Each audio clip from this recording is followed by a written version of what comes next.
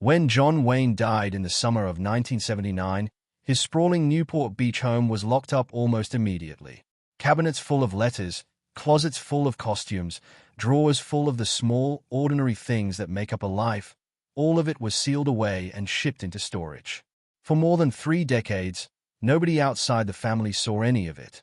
Then, in the fall of 2011, the doors finally opened, and what came out told a story far stranger, richer, and more complicated than the myth of the Duke that Hollywood had spent 50 years building. This is that story. Long before he was John Wayne, he was Marion Robert Morrison, born in Winterset, Iowa, on May 26, 1907.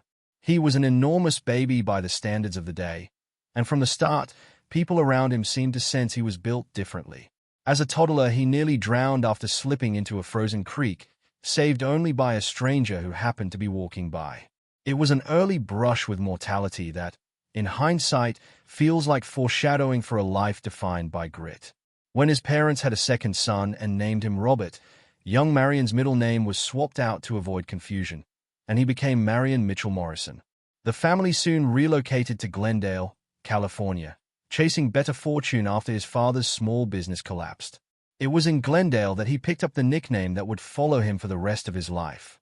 He had a big Airedale Terrier, also named Duke, and the two of them were inseparable. Local firefighters started calling the boy Little Duke to distinguish him from Big Duke, the dog. The name stuck long after the dog was gone.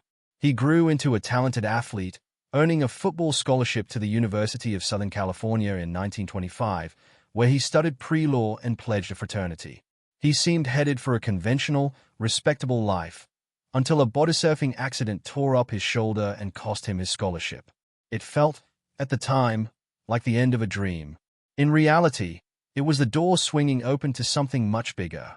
Out of football and short on options, the young man took a job as a prop hand at Fox Studios, earning a modest weekly wage and learning the machinery of movie-making from the ground floor.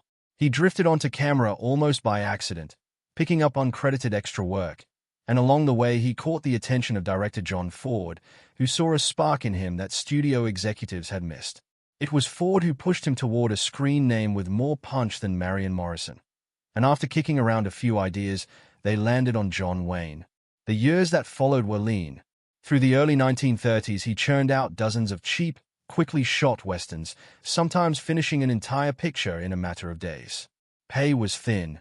Meals were sometimes little more than beans on a hot plate, and by the late 1930s he had all but resigned himself to a career of B-movie obscurity.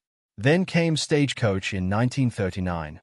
Studio executives wanted a bigger name for the lead, but John Ford refused to budge, insisting on Wayne even at the risk of losing the picture entirely. The film's now famous introduction of Wayne's character, a sudden, dramatic push into his face, took dozens of attempts to get right, since the young actor was visibly nervous in front of the camera. When the film was finally released, it was a sensation, earning a fistful of Academy Award nominations.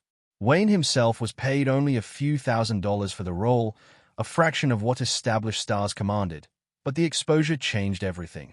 Almost overnight, he became Hollywood's defining image of the American West, and he guarded that image carefully for the rest of his career, turning down roles he felt didn't fit the tough, plain-spoken hero audiences expected of him. Wayne's partnership with John Ford would stretch across 5 decades and more than a dozen films, and it was never an entirely comfortable one. Ford was a notoriously demanding director, and Wayne bore the brunt of it more than once. On one now legendary occasion, Ford made him repeat a simple gun-handling shot over a dozen times in front of the entire crew simply to needle him. Wayne rarely pushed back, later crediting Ford's toughness with pulling better performances out of him than he thought he had in him. His first real shot at Oscar recognition came with a World War II picture centered on a battle-hardened Marine sergeant. Wayne initially resisted the role, worried it echoed characters he'd already played, but a substantial offer eventually won him over. The production was rough. Pyrotechnics on set caused real injuries, including one blast that knocked Wayne out cold for half an hour. But the finished film, blended seamlessly with actual combat footage, became one of his most acclaimed performances. He lost the Oscar that year, a defeat that stung him deeply and one he wouldn't get a shot at avenging for over a decade. Perhaps no project reveals Wayne's stubborn, all-or-nothing streak better than his decade-and-a-half quest to bring the story of the Alamo to the screen.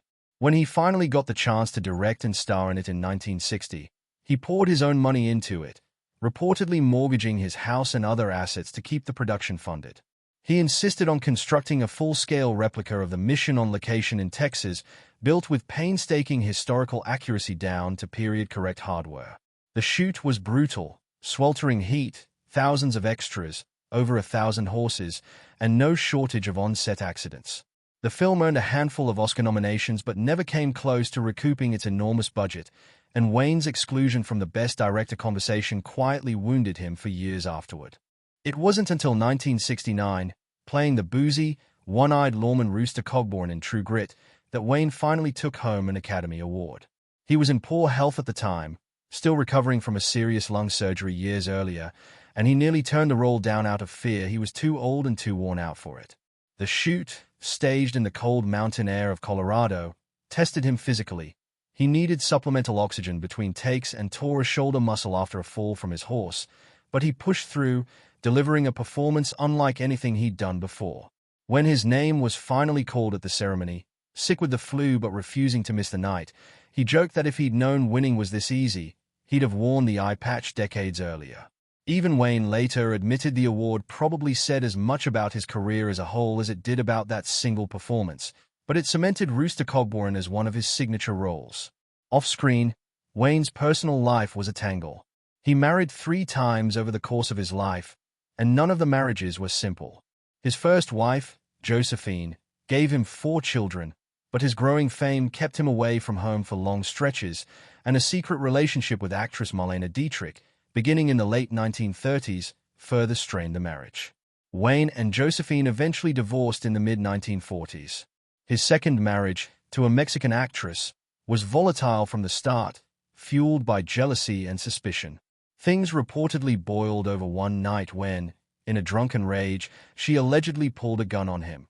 An incident that, fortunately, ended without injury but effectively marked the beginning of the end for that marriage. His third and final marriage lasted the longest, spanning roughly 2 decades and producing 3 more children, though the couple quietly separated years before his death, even as they never formally divorced.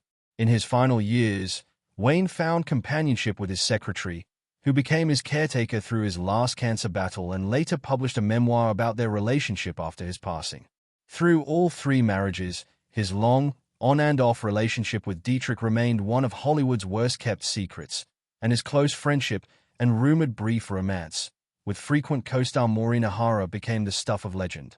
The two made several films together, and their chemistry was so convincing that fans often mistook them for a real-life couple. O'Hara stayed loyal to him until the end, even helping arrange for him to receive a congressional honor as his health failed. Wayne was a heavy smoker for most of his adult life, and in the mid-1960s it caught up with him. Doctors diagnosed him with lung cancer and removed a lung along with 2 ribs in a high-risk surgery. He beat the odds and lived cancer-free for years afterward, and unlike many public figures of his era, he chose not to hide his diagnosis. He spoke openly about it, appeared in public health campaigns encouraging early screening, and coined his own blunt nickname for the disease to make it feel less frightening to ordinary people. Cancer returned in 1979, this time in his stomach, and despite an experimental treatment, his health declined quickly. Even from his hospital bed, he continued recording messages urging support for cancer research.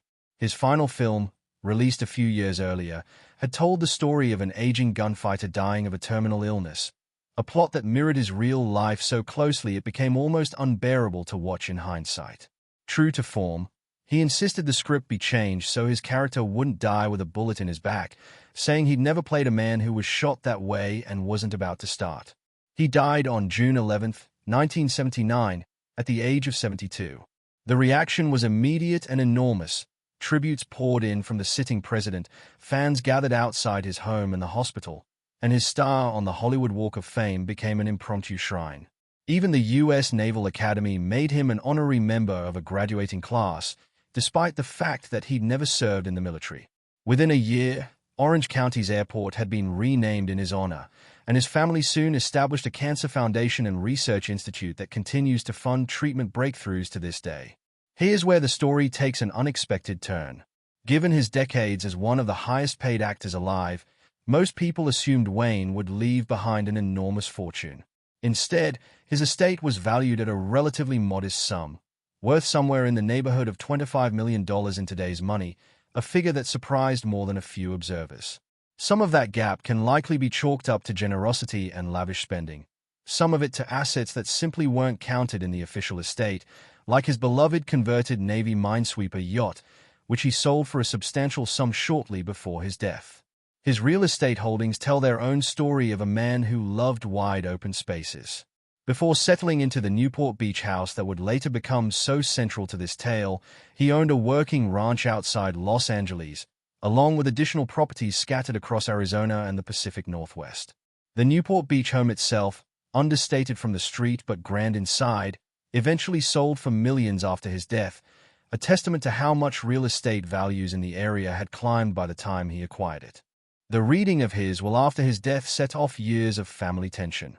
Perhaps most strikingly, his third wife, technically still his spouse, since they never divorced despite years of separation, was left nothing. The bulk of the estate instead went to his 7 children from his first 2 marriages, a decision that fueled speculation for years about the true state of that final marriage. The division of personal keepsakes and business interests created further friction among his children, eventually spilling into a lawsuit decades later between one daughter and her brother over control of the family's licensing enterprise. Which brings us back to 2011, and the auction that finally cracked open more than 3 decades of sealed history. Over 700 personal items, everything from movie costumes and props to personal correspondence, furniture, and awards, went under the hammer at a 2-day event in Los Angeles. Collectors and lifelong fans descended on the sale, eager for a tangible piece of the man behind the legend. Some of what surfaced was purely sentimental. His final driver's license, worn cowboy hats from his most famous westerns, and a personal collection of colorful neckerchiefs he was known to favor. Other lots were more revealing, annotated shooting scripts that showed exactly how methodically he prepared for certain roles, alongside evidence that other scripts barely got touched at all. A military-style beret from one of his war films shattered records for a costume piece, and other wardrobe items and awards, including a Golden Globe tied to his Oscar-winning performance, fetched staggering sums. Beyond the movie memorabilia, the auction revealed a more private side of him. A gold-plated rifle he'd once gifted to a close friend spoke to his generosity. His personal library, stacked with history and military strategy titles, hinted at intellectual interests rarely associated with his tough guy screen persona. A quietly charming detail, a collection of seashells he'd gathered over the years, suggested a gentler, more domestic man behind the larger-than-life image. And a portrait he'd commissioned and kept prominently displayed in his own home fetched one of the sale's highest prices, a small window into how he wanted to see and be seen by himself. No honest accounting of John Wayne's estate and legacy can leave out the controversy that has trailed his name for decades. A 1971 magazine interview, in which he made deeply offensive remarks about race and indigenous land rights, has followed him ever since,